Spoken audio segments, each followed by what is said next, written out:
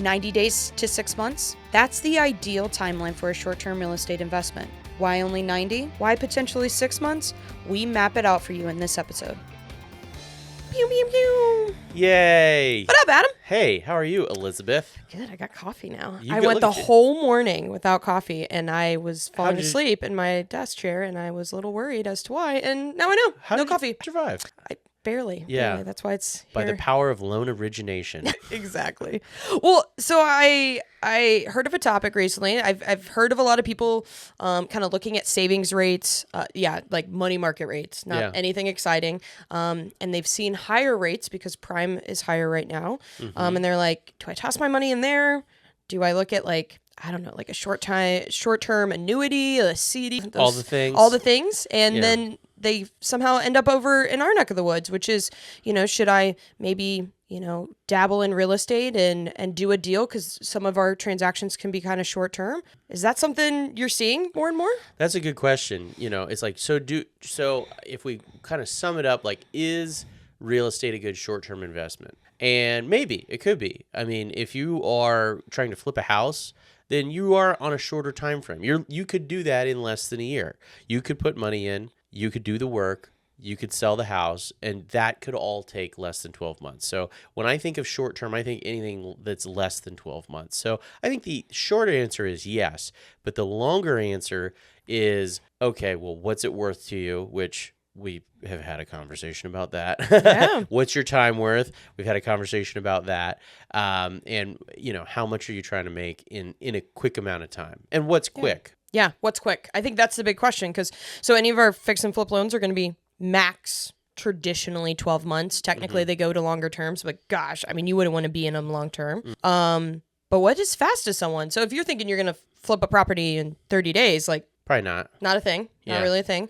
What do you think the average time of our flips? Well, let's go through it. So let's say you buy the property. So from the day that you purchase the property, so you've gone through all the pain and the anguish of negotiating and beating out all the other And buyers. finding a property. And So we finding a don't even know property. how long that timeline is. But So we found something. let's assume you've already found the perfect flip and you are ready to go. Yeah. So that's day one, right? And you've closed. Yay. Now what happens? Well, you have to rehab the property. Okay, so how long is that going to take? Let's say it's a light flip. So what do you think? 30 days for a light 30, flip? 45, depending on, are you doing it? Do you have a contractor? Are you trying to sub a couple contractors in? But let's just Yeah. say 30 to 45 days. 30 to 45 days. Okay, cool. So now you flipped it. Or you Yeah. and that's you're done. it. And No, you're done. So 30 to 45 days for the light rehab. Okay, then what? Then you got to list it, Yeah. right? So you're going to list it. Maybe you have this amazing opportunity and you're going to get tons of offers on day one. Let's say on day one, you accept an offer. So, right? So let's give you a little bit of time. Let's say 45 days to get the rehab done.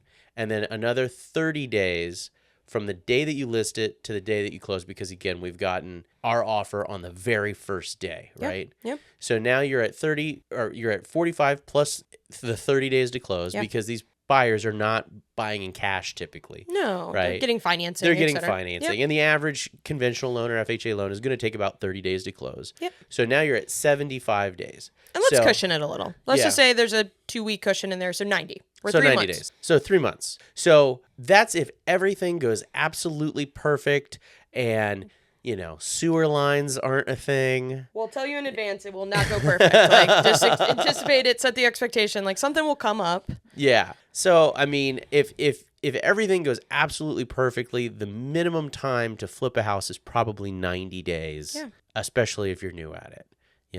Realistically, if it's like, okay, how long should I hold up my money? I would say 6 months. Yeah. I would say to be safe, to make sure you don't have an expectation that isn't realistic. yeah. Because if you are using contractors, guess what?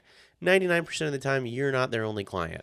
They are balancing your project with 5 or 10 other projects that are going at the same time. Yeah.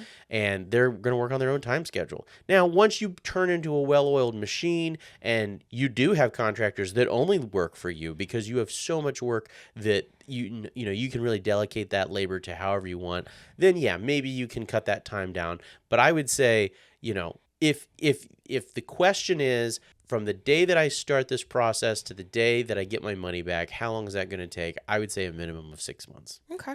And then from there, is it worth it? That's Is the it worth question that someone has to ask. And again, we've talked about that in a couple of our shows, is like, how much money are you going to make on a transaction, kind of going to a title rep, getting that net proceeds so you're not surprised at the end of the transaction and maybe disappointed by the number, or maybe surprised. I don't want to think too negatively. Maybe you're surprised by the number and it's like, great, let's do another one of these. I know that a lot of our investors also do private investing. So that's kind of another avenue that you could short term. Because again, you're gonna the investor that you're investing in may want that money for a similar amount of time, 6 to 12 months. So this is where you're just helping to fund another investor to do the exact same thing. Oh, so yeah, let's say you don't want to be involved in a rehab, you don't have the time or energy, and you're like, but I got the money. That's a whole nother private avenue. lending. Awesome. Yeah, I mean, you can usually get returns in the double digits. You can usually get a couple points up front. So and that's something that we help with as well. So if you're an individual that has a bunch of money and likes real estate and wants to lend on it, let us know. We can help with that. Definitely. Most definitely.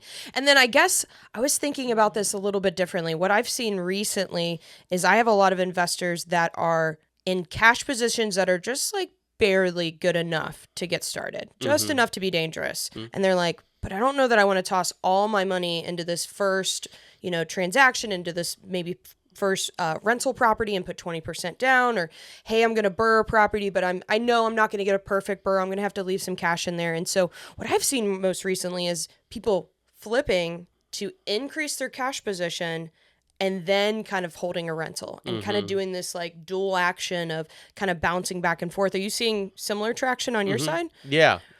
And I think it's a quick and easy way for them to really kind of diversify the deals that they're taking on. It, kind of speeds up their cash position. I don't know how else you're going to kind of increase your cash position alternatively. Because let's be honest, like if you're still working at W-2, there's only so much you can save on a monthly basis. And so this can really accelerate that cash position so that you can continue acquiring deals and not potentially lean on a private investor. So I think it's really just, focusing on, how can you get into this space in a way that you're comfortable and return that investment as quickly as possible. Yeah. No, I love that strategy of buying one to hold and buying one to flip. I have a group out of Texas that's buying in Montgomery, Alabama, and they are doing, they're buying properties at $130,000 a pop. They're putting 20% down. Out of pocket, they're about $30,000. And then the target is to cash flow at around $300 a month, right? So we're 12% cash on cash return in that situation. So they're getting $3,600 a year because that's $300 a month, right? Yep. 12% cash on cash so that's 12% of the $30,000 is what they're getting in an annual return in terms of cash flow, which is great if you have chunks of $30,000 sitting around. But if you are starting with $30,000 and you go and you do this once, well, then what? Yeah. Then what are you going to do? You're going to wait for 9-10 years to get your money back and then do it over again? No. Really the name of the game, I think, is this short-term play where you're doing a flip, right? You're getting a little bit of money to add to the coffers.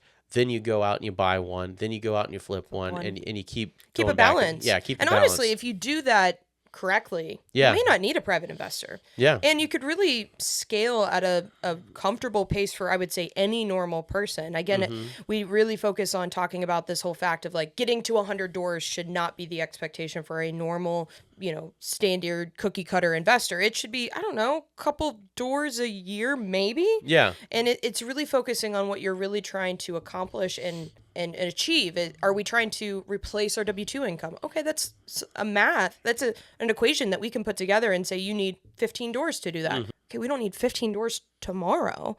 So let's figure out something that's comfortable with your risk tolerance that allows for us not to, liquidate all of your cash position and really give a balance. Now, let's be very honest in this. This entails handling rehabs, which is also not for everybody. Yeah. So it's just, I think I try to assist people in feeling comfortable and confident in the rehab space, just because I think it is very much an essential piece of the investment real estate world. And if you're really not comfortable rehabbing in even a small capacity, I think you're very much limiting your potential. Yeah, I agree. Yeah. So again, got some money, trying to grow that. We got ways to make it happen. See ya.